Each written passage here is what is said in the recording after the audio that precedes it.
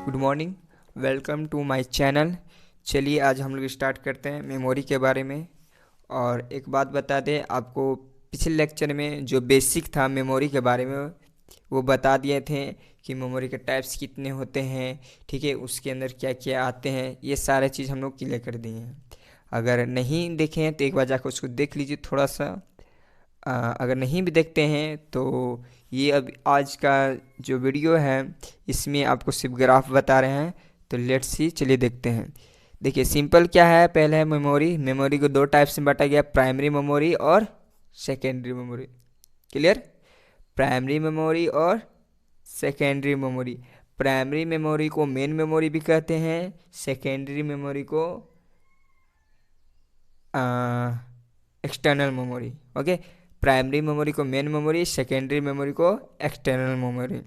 ठीक है, इसके बाद क्या बता रहे थे कि जो प्राइमरी मेमोरी है इसको तीन पार्ट में बांटा गया है, magnetic core memory, semiconductor memory, cache memory. ठीक है, और जो सेकेंडरी मेमोरी है उसको दो टाइप्स में बांटा गया है, सिंक्वल एक्सेस डिवाइस और डायरेक्ट एक्सेस डिवाइस। अब हम पहले मेन मेमोरी के अंतर्गत चलेंगे, ठीक है। उसके बारे में यहाँ पर जो दिया हुआ थोड़ा सा इसके बारे में जानेंगे।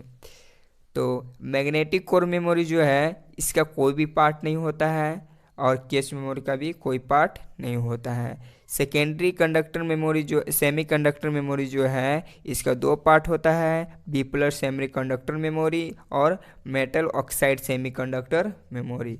Metal oxide semi conductor memory का दो टाइप्स होता है, रैम और रोम।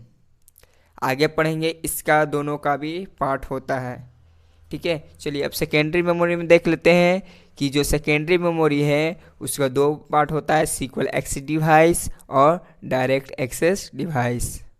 ठीक है, सीक्वल एक्सेस डिवाइस में जो आता है वो आपको मैग्नेटिक टैप आता है और डायरेक्ट एक्सेस डिवाइस में इसका दो पार्ट्स होता है, मैग्नेटिक डिस्क और ऑप्टिकल डिस्क। क्लियर? और मैग्नेटिक डिस्क का तीन पार्ट होता है, फ्लॉपी डिस्क, हार्ड डिस्क और चिप डिस्क। और ऑप्टिकल डिस्क का तीन पार्ट होता है, CD रोम जिसको रीड ओनली कहा जाता है, राइट वंस रीड मेमोरी जिसको WORM डिस्क भी कहा जाता है, और तीसरा क्या है, DVD। ठीक है, ये आपको जो है सेकेंडरी मेमोरी का सिर्फ इतना ही है, लेकिन जो मेन मेमोरी है इसका थोड़ा सा और है आपको रैम और रोम के बारे में। चलिए देखते हैं वो है क्या। चलिए, हाँ चलिए ठीक है। देखिए रैम को दो पार्ट में बांटा गया है, डायनेमिक रैम जिसको डी रैम भी बोला जाता है और एस रैम जिसको स्टैटिक रैम भी बोला जाता है।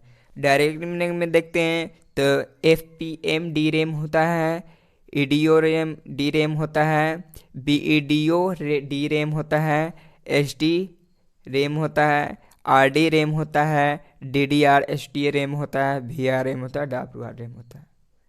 क्लियर? अगर नहीं वैसे पढ़ने आ रहा हो तो सिर्फ पहले ये तीन को याद कर लीजिए, FPM और ये जो डी रैम है ये हो गया डायनेमिक रैम। तो FPM dynamic RAM, EDO dynamic RAM, BEDO dynamic RAM, S dynamic RAM, R dynamic RAM, DDRS dynamic RAM. ठीक है, और ये बेसिक पढ़ेंगे। इससे क्या होगा, थोड़ा सा आसानी पड़ता है बोलने में, ठीक है। और एस रैम को तीन पार्ट में बांटा गया है, AS रैम, BS रैम और PBS रैम। क्लियर? आप लोग सुन पा रहे होंगे, आवाज़ आ रहा होगा बढ़िया। और हो सके तो आप लोग लिख लीजिए, नहीं तो स्क्रीनशॉट भी ले लीजिएगा क्योंकि सारा तो वीडियो में आ रहा है ना। चलिए ठीक है, ये आपको रैम का इतना ही होता है और रोम का ये चार पांच होता है, M रोम, P रोम, E रोम, EEP रोम और फ्लैश मेमोरी।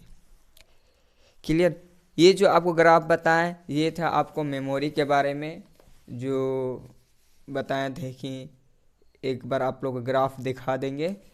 तो ये ग्राफ आप लोग को बता दिए क्या क्या है मेमोरी के अंतर्गत सारे डिटेल में।